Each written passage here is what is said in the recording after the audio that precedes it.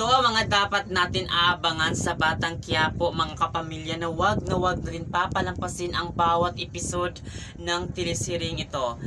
Patuloy na nga talaga iiwan ni Mukang itong si Tanggol dahil sasama na siya dito kay Ramon at magpapakasal na sila. Pumayag itong si Muka na magpakasal at hindi talaga siya nagdalawang isip kasi nga sigurado na siya sa buhay ni Ramon, kasi nga lahat ng pangangailangan niya ay mabibigay ni Ramon kasi mayaman itong si Ramon at makapangyarihan, kaya talagang tustusan ito ni Ramon ang lahat ng pangangailangan ni Mukang, kaya ito ay hindi na dalawang isip. Ganun pa man ay nasaktan itong si Tanggol nang iwan talaga ito ni Mukang kasi ginawa naman talaga niya lahat para ay matulungan si Mukang sa problema, pero talaga itong si Mukang mayroon siyang hinahanap or pangailangan na hindi kayang ibigay ni Tanggol, kaya yun ay nasaktan talaga dito si Tanggol.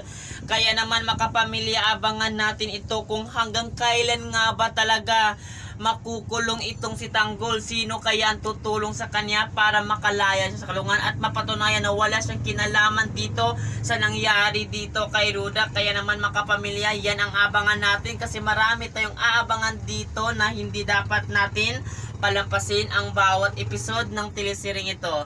For more updates mga kapamilya, lagi lang kayo manood dito kasi nga hindi pa rin talaga nalaman ni Tanggol ang kanyang tunay pagkatao na hindi naman pala si Rigor ang ama niya, kung hindi itong si Ramon. Kaya aabangan natin ito sa pagpapakasal ba nito ni Mukang at Ramon. Doon na ba talaga malaman ni Tanggol na ito palang si Ramon ang kanyang tunay na ama? Mga kapamilya, aabangan natin yan sa Batang Quiapo na wag natin papalampasin ang bawat episode ng telesiring ito. At yun lang mga kapamilya, maraming salamat sa panonood. Thank you!